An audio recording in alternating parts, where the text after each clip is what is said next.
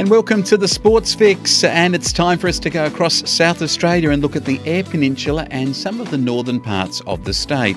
Let's firstly start in Great Flinders football, and at the weekend it was the derby between the two Cummins sides. It was Ramblers taking on Cummins Kapini. Those Cougars are looking pretty good this year, 12-11-83, beating Ramblers 8-1-49.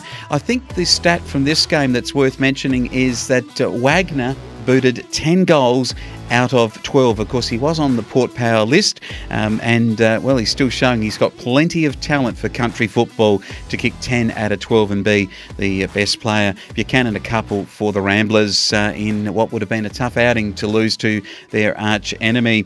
And what about this one? It was Elliston Districts getting up and winning 10-15-75 at home at Elliston over Tumby Bay, 6-13-49, reversing the corresponding match result from earlier in the season. Well played to the Elliston District side, and they had King O'Loughlin with 4, and Williams, Rosalia and Wadsworth were the better players for them.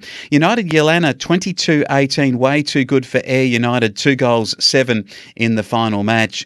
Over now to a look at Western Eyre football, and the Blues got over Canibba 13-6-84 to 10-8-68. A good performance by the Sejuna Smoky Bay Blues, because they had Clayton and Paws with 3 apiece, and Coleman and Fraser were the good players. Bailey with 3 and Stengel with 3 for Canibba. And W. Edwards, T. Newchurch and S. Miller played well for them.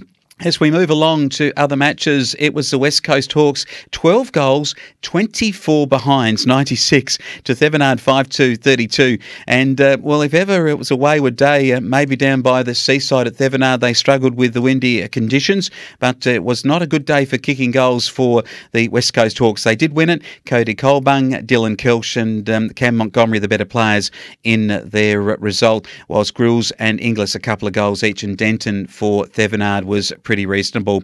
And Western United kicked 11-17-83 when they travelled down to Wirrala to win against them, the Bombers 7-10-52. And looking at some of the better players in that game, Marr, Shippard and Polkinghorne for Western United. Polkinghorne kicked 3 goals, while Gum, Chester and L. Ross for Wirrala, and Mudge and Gum, M. Gum booted 2 goals apiece.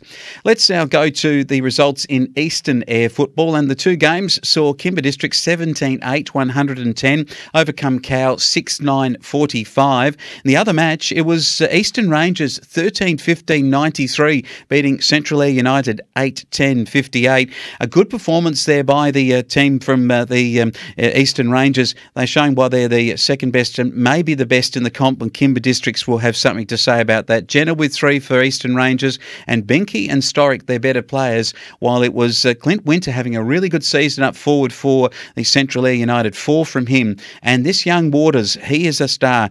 Both the 2 Waterses were stars, and they were the best 2 players for the Central Eyre United club. Well, it was a very interesting weekend for football up into the northern areas, and this was a big win for Crystal Brook, because it keeps their final 4 chances alive by beating the arch rivals Bullaroo Melrose for that position, 8-11-59 to 8-8-56. So well done to the Brook. And then in other matches, Southern Flinders 17-19 beat the lowly Jamestown Peterborough 3 goals 4, and Orroroo 15-10 overcome Broughton Mundura 9 goals 6 in the top of the table clash, and Orroroo looking like the best side in this comp. And a quick look at Far North, and how do you pick the Far North Football League?